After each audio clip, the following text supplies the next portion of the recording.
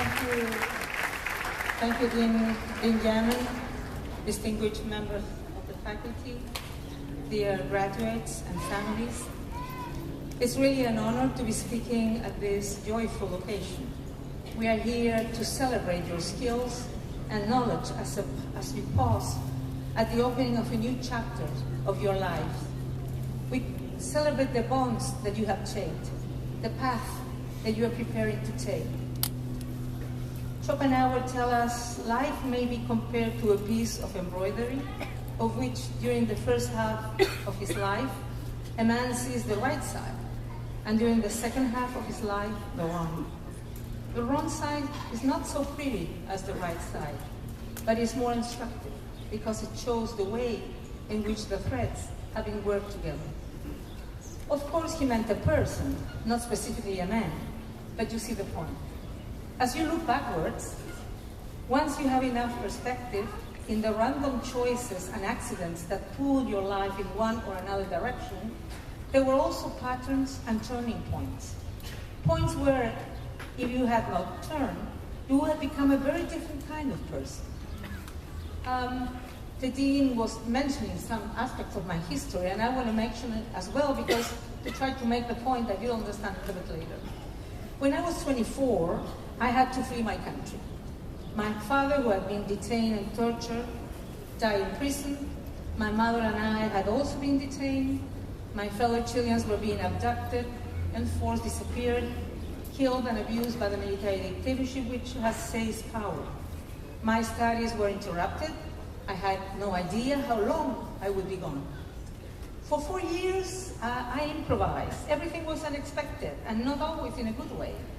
I went to Australia, then to Germany, learning new languages and continuing my medical training.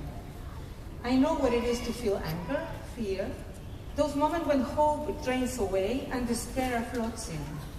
When I was 28, I returned to my country with a child and a great yearning to contribute to the country I had longed for. I earned my medical degree and worked with an NGO which gave support to children whose parents had been killed, disappeared, tortured, or imprisoned.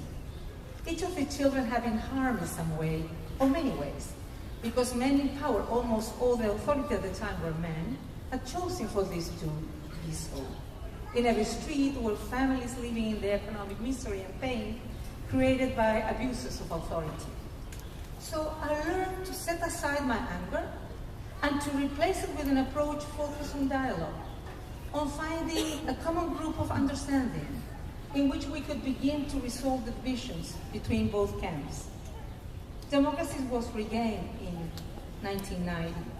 The dictatorship retreated and Chileans grew more demanding and more fearless, more involved in new networks which pressed for greater rights and freedoms. There was a tremendous surge of intellectual energies, cultural, social, political.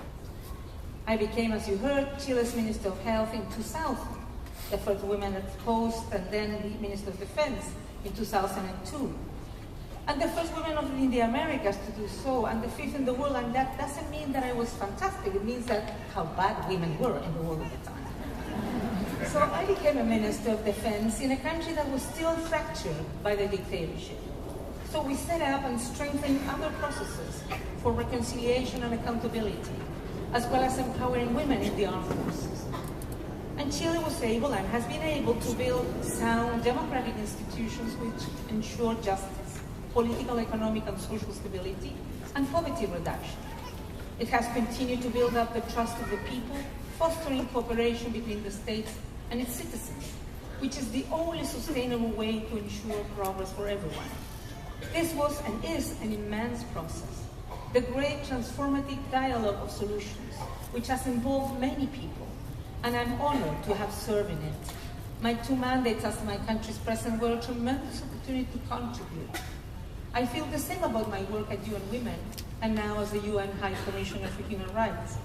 And today I speak as High Commissioner for Human Rights, but also as a pediatrician, as a former president and minister, as somebody very much versed in military affairs, as a feminist, and as a mother and grandmother. When I prepared to enter the adult world, I could not have predicted any of this. And I'm telling this story because I know you too will face an immensity of choices And as you prepare to open this new chapter of your lives, you may be feeling burdened by the need to define your life's purpose, your goals, and that legendary dream you keep being told you should be living. And that is a very challenging quest. I cannot offer you a key that unlocks a safe and planet next level experience. My life has been, as you have heard, much more messy and turbulent, but yours will be too. But I can tell you that in times of crisis, when the future is worried and there don't seem to be many good options, you will find that core values will ground you, so that no matter how unpredictable the winds, you will know that the path you shape through life will be one with integrity. So allow me to suggest what those principles may be, because I'm sure you share them. Whatever you brought to this university, you have certainly learned that no matter how deeply you examine one topic in international relations, that effort will always feel incomplete, because each topic and each country is connected to so many others. We're not alone. Other people matter. Justice matters. Violence, exploitation, discrimination, and injustice have far-reaching consequences.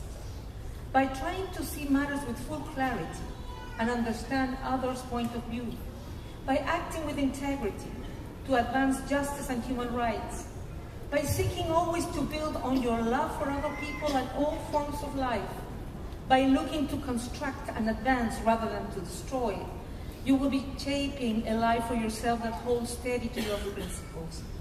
And I look at this class of young people, fluent in public policy and international relations, trained in multiple disciplines with a focus on the different points of viewpoints, which make up our multifaceted world. I see how you have learned to brief theory and practice, and the broad and deep knowledge you have put together from so many sources of perspectives and reform. The world around us is very jittery and fearful now. The pace of technological change and environmental destruction is quickening. Human beings are breaking our planet. Catastrophic climate change, declining biodiversity, mass extinctions, plastic-polluted oceans are an urgent threat. And the motivation of world leaders to constructively and jointly address these issues is flagging. So we need you. In a very real sense, it is up to you. Your generation will face the full force of this failure to act, or, as I am convinced can be done, you will turn the tide and shape a new consensus to resolve these problems. Because money is no excuse. The cost of human rights action or climate action is really very little compared to the terrible destruction and cost of inaction. So we have a path to solve the problems of climate change and growing conflicts. We have the 2030 agenda, which has been fully negotiated by every state in the world, which can eradicate extreme poverty and inequality, including far more people in the benefits of development.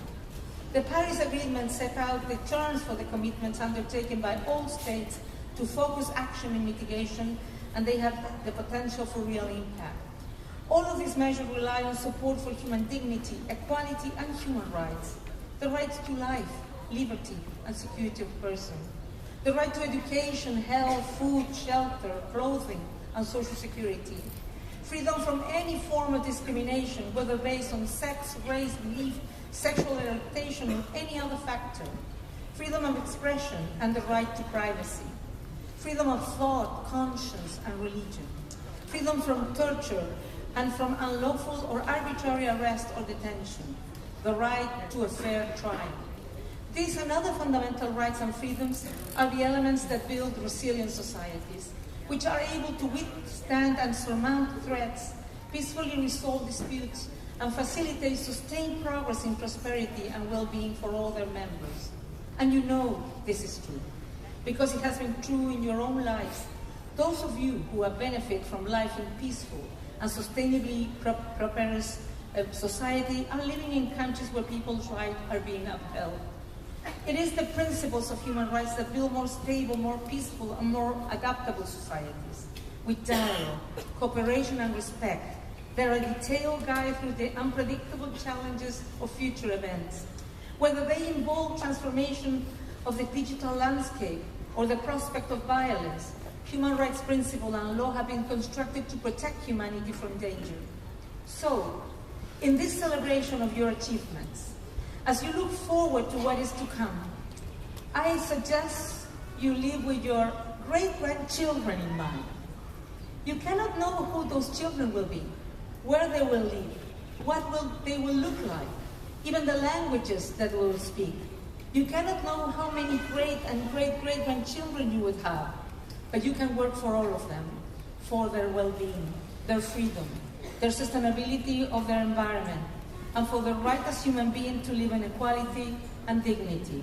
Thank you and great success.